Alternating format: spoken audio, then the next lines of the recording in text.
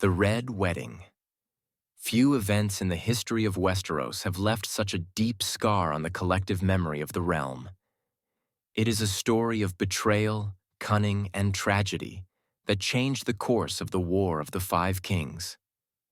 Robb Stark, the young wolf, the king in the north, fell victim to an elaborate web of deceit and treachery. But why didn't Robb see the trap? What led to his demise? And why were his enemies able to execute such a devastating betrayal? To understand the answers to these questions, we need to dissect the political, personal, and cultural factors that led to the Red Wedding and how Robb Stark's choices paved the way for his downfall. One of the most significant reasons Robb did not see the Red Wedding coming was his unwavering belief in the sacred tradition of guest right. In Westerosi culture, guest right is a deeply revered custom. When a host offers bread and salt to a guest, it establishes a bond of protection. To violate this bond is considered a heinous crime, both by the laws of men and the gods. Robb, raised in the honor-bound traditions of the North, could not fathom that Walder Frey would dare to break this ancient custom. However, Walder Frey, a man known for his pettiness and opportunism, had no such reservations.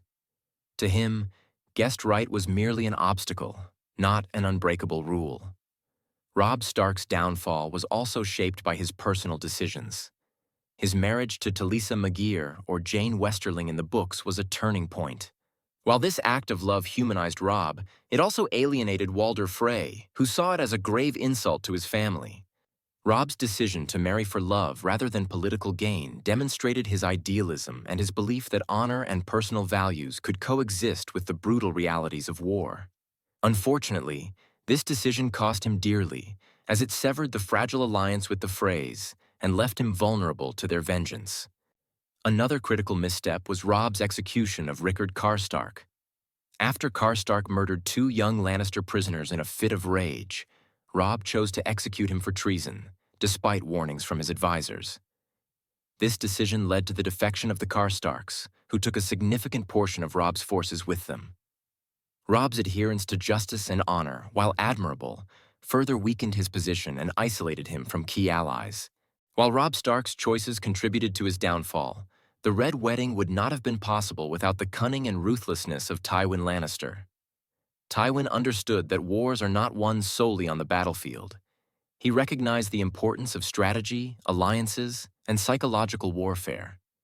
By forging an alliance with Walder Frey and Roose Bolton, Tywin ensured that Robb Stark's fate was sealed.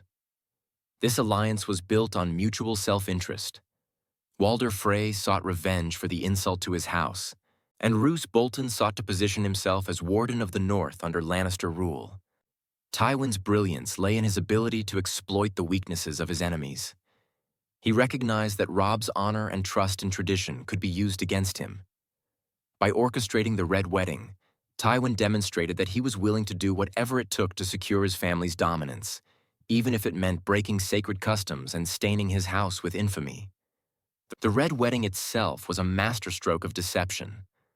On the surface, it appeared to be a joyous occasion. The marriage of Edmure Tully, Robb's uncle, to Rosalind Frey. The festive atmosphere, complete with feasting and music, lulled Robb and his bannermen into a false sense of security. However, beneath the surface, the Freys were preparing for slaughter. The doors were bolted, the Rains of Castamere began to play, and the massacre commenced. The betrayal was swift and merciless, leaving no room for escape or retaliation. The Red Wedding is more than just a tragic event. It is a cautionary tale about the dangers of idealism and the ruthlessness of political power. Robb Stark's belief in honor and trust, while noble, made him vulnerable in a world where such values are often exploited.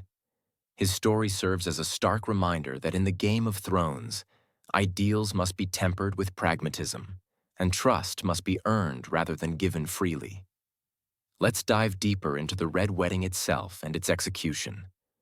Walder Frey's mastery of deception began with the illusion of reconciliation. By welcoming Robb Stark and his entourage, offering bread and salt, and performing the rites of guest right, he created a false sense of security. Every detail of the event, the laughter, the feasting, and the carefully orchestrated appearance of goodwill, was a mask hiding his true intentions. The choice to strike during a wedding was particularly cruel, as weddings were traditionally considered sacred events, moments of unity and joy. This further amplified the shock and horror of the betrayal. The role of Roose Bolton in the massacre was equally significant. As a trusted bannerman of the Starks, his presence at the wedding gave Robb and his allies no reason to suspect foul play. Bolton's cold and calculated demeanor, paired with his decision to don chainmail under his clothing, was a chilling indication of his treachery. When the slaughter began, Roose delivered the final blow to Robb with the infamous words, "The Lannisters send their regards."